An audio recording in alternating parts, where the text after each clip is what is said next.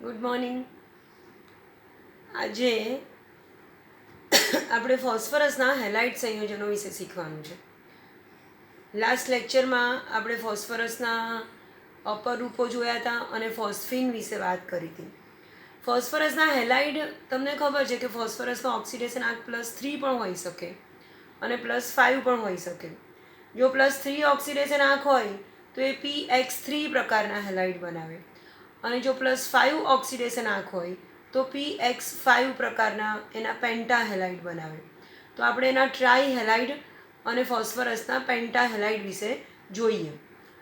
તો ફોસ્ફરસના try halide સંયોજનોમાં PX3 બતાવાય કે જ્યાં ફોસ્ફરસનો ઓક્સિડેશન આંક +3 છે અને હેલોજન તરીકે ફ્લોરિન, ક્લોરિન, બ્રોમિન, આયોડિન ગમે તે હોઈ શકે. PCl3ને આપણે ફોસ્ફરસ ટ્રાયક્લોરાઇડ કહીએ છીએ. PCl3ની બનાવટમાં સફેદ ફોસ્ફરસની શુષ્ક ક્લોરિન સાથે પ્રક્રિયા કરીએ તો PCl3 બને. PCl5 અને PCl3ની લગભગ બનાવટ સરખી જ છે. P4ની ક્લોરિન સાથે પ્રક્રિયા કરો છો તો PCl3 પણ બનાવાય અને PCl5 પણ બનાવાય. એ ડિપેન્ડ છે કે તમે કેટલો શુષ્ક ક્લોરિન લો છો. જો P4 + 6Cl2 લઈએ છીએ તો PCl3 મળે છે. એક બનાવટ યાદ રાખો છો. અને સફેદ ફોસ્ફરસની જ જો હું થાયોનિલ ક્લોરાઇડ સાથે પ્રક્રિયા કરું છું, SOCl2, એને થાયોનિલ ક્લોરાઇડ કહેવાય, તો પણ મને PCl3 મળે છે. SO2 અને H2Cl2 પણ સાથે સાથે મળે છે. તો આ બે થઈ આપણી પાસે PCl3ની બનાવટ. હવે આગળ એના ભૌતિક અને રાસાયણિક ગુણધર્મની વાત કરીએ તો PCl3ના ગુણધર્મમાં એક તો એ રંગવિહીન અને તૈલી પ્રવાહી છે. PCl3ના ગુણધર્મની વાત કરું છું તો એક તો એ રંગવિહીન અને તૈલી પ્રવાહી, તેલ જેવું પ્રવાહી, થોડું ઓઇલી લિક્વિડ હોય. એ ભેજની હાજરીમાં જળ વિભાજન પામે છે. ભેજની હાજરીમાં એટલે H2O, એની હાજરીમાં એનું જળ વિભાજન થાય છે. એનું સમીકરણ આપણે લખીએ તો PCl3ની H2O સાથે પ્રક્રિયા થાય એટલે આ હવામાંનો ભેજ છે, એની સાથે એનું જળ વિભાજન થાય છે તો H3PO3 અને સાથે સાથે HClની ધૂમ્ર મળે છે. આ H3PO3 એને ફોસ્ફોરસ એસિડ કહેવાય. H3PO4ને ફોસ્ફોરિક એસિડ કહેવાય અને H3PO3ને ફોસ્ફરસ એસિડ કહેવાય. એના રાસાયણિક ગુણધર્મોમાં એના સમીકરણની વાત કરીએ, થોડાક એની રાસાયણિક પ્રક્રિયાઓની વાત કરીએ PCl3ના, તો એ C2H5OH અને આપણે ઇથેનોલ કહીએ છીએ, ઇથાઇલ આલ્કોહોલ અથવા તો ઇથેનોલ અથવા તો CH3COOH, એસિટિક એસિડ કે ઇથેનોલ જેવા OH સમૂહ ધરાવતા કાર્બનિક સંયોજનો સાથે, આમાં પણ OH સમૂહ છે ને આમાં પણ OH સમૂહ છે, તો OH સમૂહ ધરાવતા કાર્બનિક સંયોજનો જેવા કે એસિટિક એસિડ અથવા તો ઇથેનોલ કે ઇથાઇલ આલ્કોહોલ સાથે જો PCl3ની પ્રક્રિયા થાય તો C2H5Cl, અહીંયા 3 C2H5 અને આ 3 Cl ભેગા થાય એટલે અહીંયા મને 3 C2H5Cl મળે. આને ઇથાઇલ ક્લોરાઇડ કહેવાય, ક્લોરોઇથેન અથવા તો ઇથાઇલ ક્લોરાઇડ. અને એ જ પ્રક્રિયા અહીંયા લખું તો 3 CH3CO સાથે 3 Cl જોડાઈ જાય એટલે મને અહીંયા મળે 3 CH3COCl, એવી નિપજ મળે. એ સિવાય અહીંયા પણ બાકી શું રહ્યું? 3 H રહ્યા, એક P રહ્યો અને 3 O બાકી રહ્યા, તો 3 H3PO3 વધારાની નિપજ અને એવું જ અહીંયા H3PO3 વધારાની નિપજ મળે. આપણે OH સમૂહ ધરાવતા કાર્બનિક સંયોજન સાથે PCl3ની રાસાયણિક પ્રક્રિયાની વાત કરીએ છીએ. તો બે ઉદાહરણ તમને આપ્યા છે OH સમૂહ ધરાવતા કાર્બનિક સંયોજનોમાં ઇથેનોલ અને એસિટિક એસિડ અને એની PCl3 સાથે પ્રક્રિયા કરીએ તો બંનેમાં H3PO3 છૂટો પડે અને બાકીનું અહીંયા C2H5Cl ના 3 અણુ અને અહીંયા CH3COCl ના 3 અણુ આપણને મળે. આગળ આપણે વાત કરીએ PCl3ના બંધારણની. તો PCl3માં sp3 સંકરણ છે.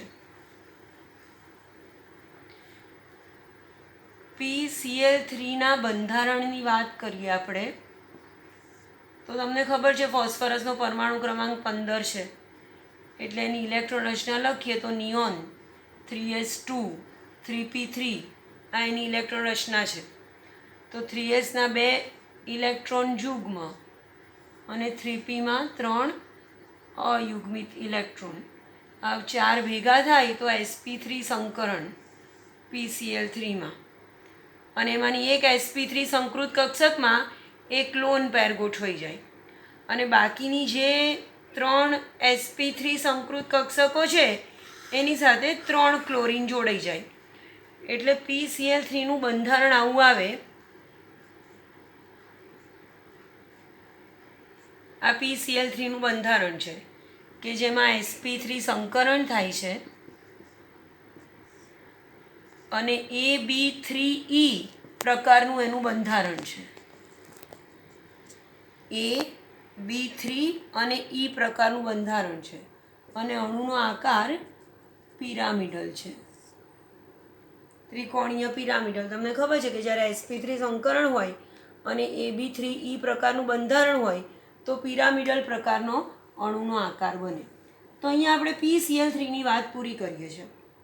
હવે ફોસ્ફરસનો બીજો હેલાઇડ છે PCl5. એનો જે PX5 પ્રકારનો હેલાઇડ છે એ PCl5. ફોસ્ફરસ 2 પ્રકારના હેલાઇડ આપે, હમણાં જ આપણે વાત થઈ, PX3 અને PX5. અહીંયા PX5માં X તરીકે ફ્લોરિન, ક્લોરિન અને બ્રોમિન હોઈ શકે. આયોડિન મોટે ભાગે બંધ નથી બનાવતો. ફોસ્ફરસના પેન્ટાક્લોરાઇડની બનાવટની વાત કરીએ તો જે રીતે PCl3ની બનાવટ હતી એવી જ રીતે સફેદ ફોસ્ફરસને તમે શુષ્ક ક્લોરીન સાથે પ્રક્રિયા કરો, પણ જ્યારે હું PCl3 બનાવતી હતી તો મેં +6Cl2 લખ્યું હતું. મારે PCl5 બનાવવો છે તો વધારે પ્રમાણમાં ક્લોરીન લેવો પડે છે, તો મને અહીંયા ફોસ્ફરસ પેન્ટાક્લોરાઇડ મળે એક બનાવટ. અથવા તો બીજી બનાવટની પ્રક્રિયા લખું તો ફરીથી અહીંયા પણ સફેદ ફોસ્ફરસ જ લઉં છું, પણ એની હું જ્યારે PCl3 બનાવવો હતો તો હું એની થાયોનિલ ક્લોરાઇડ સાથે પ્રક્રિયા કરતી હતી, અને જ્યારે મારે PCl5 બનાવવો છે તો હું સફેદ ફોસ્ફરસની સલ્ફ્યુરાઇલ ક્લોરાઇડ SO2Cl2, આને કહેવાય સલ્ફ્યુરાઇલ ક્લોરાઇડ, સલ્ફ્યુરાઇલ ક્લોરાઇડ સાથે પ્રક્રિયા કરું છું તો મને PCl5 મળે છે. અહીંયા 4PCl5 અને વધારાની નિપજ તમને મળશે SO2. તો આ થઈ આપણી પાસે PCl5ની બનાવટ. એક છે મારી પાસે P4 પ્લસ 10Cl2, અહીંયા 5 ચોક 20 ક્લોરીન છે એટલે 10Cl2 gives 4PCl5. અને બીજી એક બનાવટ છે, હું સફેદ ફોસ્ફરસની 10 મોલ સલ્ફ્યુરાઇલ ક્લોરાઇડ SO2Cl2 સાથે પ્રક્રિયા કરીશ તો મને મળશે 4PCl5 પ્લસ 10SO2. તો આ બે આપણી પાસે PCl5ની બનાવટ છે. એના ગુણધર્મની વાત કરીએ PCl5ના. હવે આપણે એના બધામાં આપણે એક જ વસ્તુ જોવાની છે, એની બનાવટ અને એના ગુણધર્મ અને એનું બંધારણ. હું PCl5ના ગુણધર્મની વાત કરું છું. એનો રંગ કેવો હોય, એની સુગંધ કેવી હોય.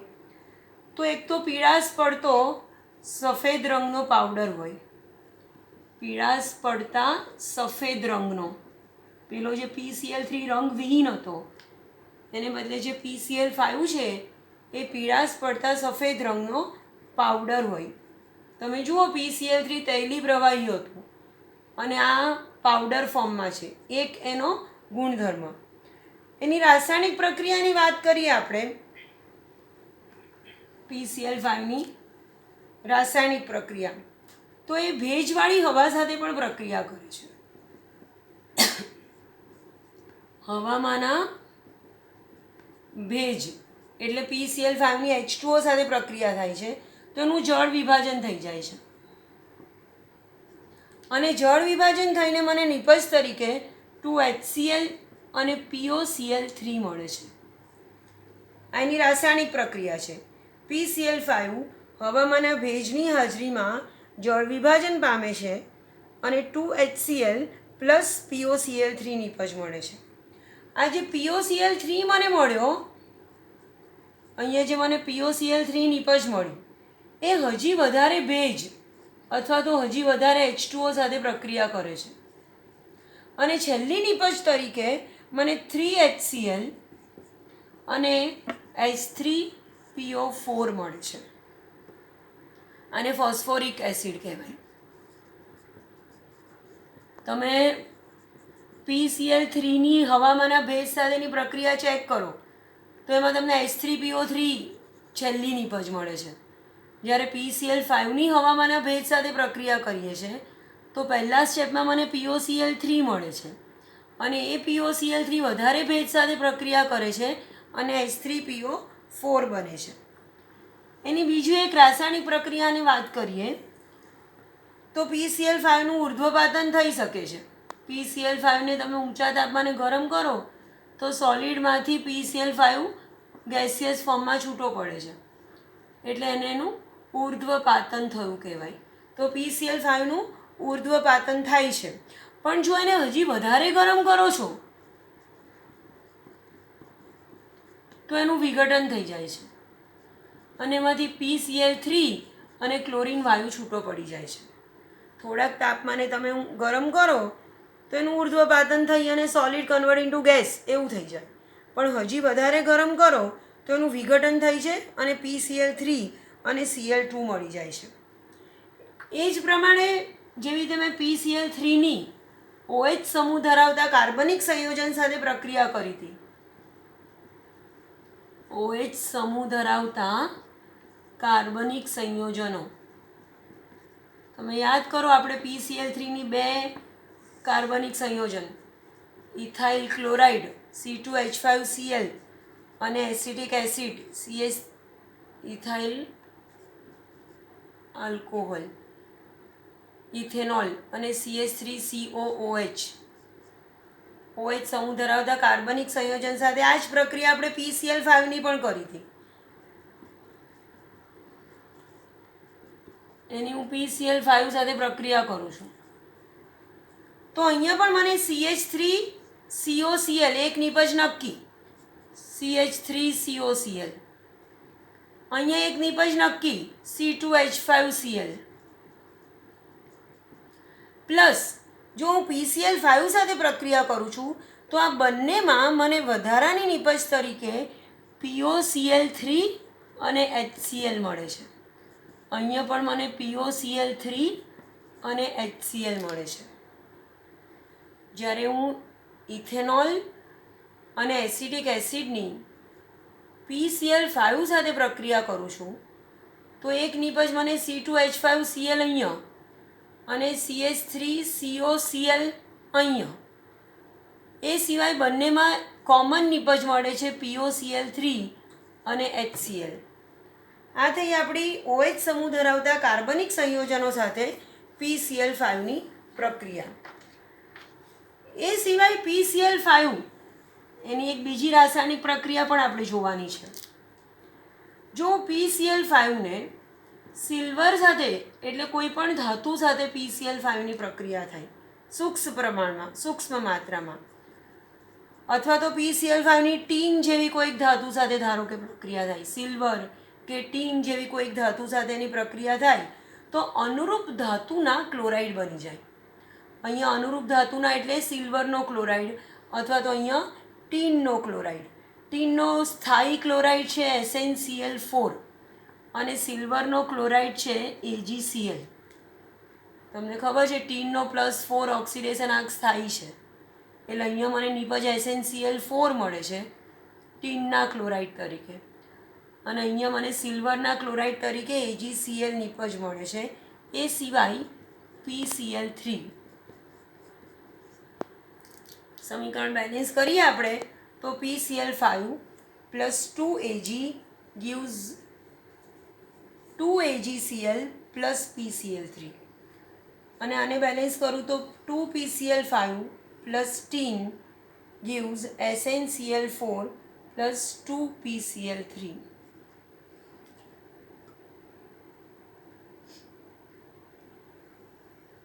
ક્લોરીનના 10 અને અહીંયા ક્લોરીનના 10. આ થઈ આપણી ધાતુ સાથે PCl5ની પ્રક્રિયા. તો આપણે જોઈ PCl5ની રાસાયણિક પ્રક્રિયાઓ, એની ધાતુ સાથેની પ્રક્રિયા, એની હવામાનના ભેજ સાથેની પ્રક્રિયાઓ જોઈ. નેક્સ્ટ ટોપિક છે આપણો PCl5નું બંધારણ. PCl5ના બંધારણની વાત કરું તો ફોસ્ફરસની ઇલેક્ટ્રોન રચના છે નિયોન 3s2 3p3 અને 3dમાં 0, એક પણ ઇલેક્ટ્રોન નથી. પણ સ્વાભાવિક મારે P સાથે 5 ક્લોરીન જોડવાના છે, એની સાથે મારે 5 ક્લોરીન જોડવાના હોય તો એની પાસે 5 અયુગ્મિત ઇલેક્ટ્રોન હોવા જરૂરી છે.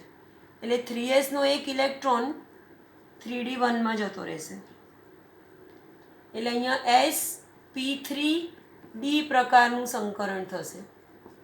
PCl5માં sp3d પ્રકારનું સંકરણ થાય છે, અને જ્યારે sp3d સંકરણ હોય ત્યારે અણુનો આકાર ત્રિકોણીય દ્વિપિરામિડલ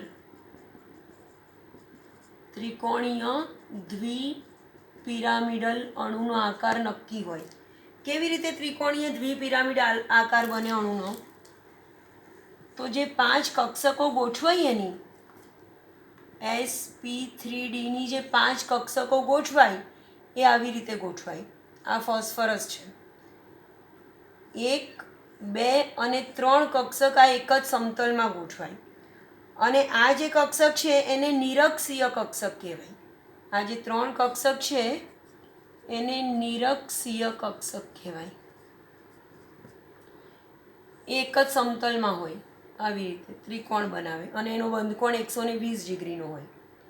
અને એ જે સમતલ છે એની ઉપર એક કક્ષક અને એ સમતલની નીચે એક કક્ષક.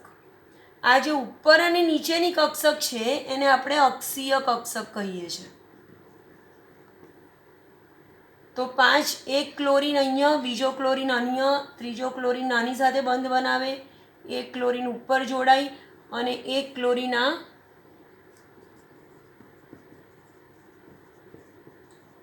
નીચે જોડાય. આવી રીતે એક ફોસ્ફરસ સાથે 5 ક્લોરીન જોડાયા. હવે તમે જુઓ, આ જે એક સમતલ છે, એક સમતલમાં 3 ક્લોરીન છે અને એક ક્લોરીન સમતલની ઉપર છે, એક ત્રિકોણ છે, વચ્ચે P છે, ત્રિકોણના 3 ખૂણા પર 3 ક્લોરીન છે અને એક આ ક્લોરીન ઉપર છે. આ જે ઉપરનો ક્લોરીન છે એ ત્રિકોણના 3 ક્લોરીન સાથે આવી રીતે જોડાયેલો હોય છે, એટલે એક પિરામિડ જેવું ઉપર બને છે. અને જે નીચેનો ક્લોરીન છે એની સાથે પણ આ 3 ક્લોરીન જોડાય છે, એટલે એક પિરામિડ જેવું નીચે બને છે. એટલે 2 પિરામિડ બને છે, એટલે આને આપણે ત્રિકોણીય દ્વિપિરામિડલ એવો આકાર કહીએ છીએ. તો 3 ક્લોરીન એક જ સમતલમાં, કે જેને આપણે નિરક્ષીય કક્ષક કહીએ છીએ, આની બંધ લંબાઈ ટૂંકી હોય, અને જે અક્ષીય કક્ષક છે એક ઉપર અને એક નીચે, એ PCl બંધ, આની બંધ લંબાઈ લાંબી હોય. કેમ એવું હોય? આ જે PCl બંધ છે એની લંબાઈ તમને મળે છે 240 પિકોમીટર. આ જે PCl છે આ અક્ષીય, એની બોન્ડ લેન્થ મળે છે 240 પિકોમીટર, આની અને આની. અને આ જે 3 છે એની બંધ લંબાઈ તમને મળે છે 202 પિકોમીટર. કારણ કે જે અક્ષીય ઇલેક્ટ્રોન યુગ્મ છે એનું અપાકર્ષણ વધી જાય છે. અક્ષીય જે ઇલેક્ટ્રોન યુગ્મ છે એનું અપાકર્ષણ વધવાને કારણે એ થોડોક બંધ લાંબો બની જાય છે. તો આવું બંધારણ આપણે PCl5નું આ બંધારણ છે. અહીંયા આપણું PCl5નું ગુણધર્મ, બંધારણ અને એની બનાવટ પૂરી થાય છે. PCl3 અને PCl5માં એનો તફાવત મોસ્ટ આઈએમપી છે.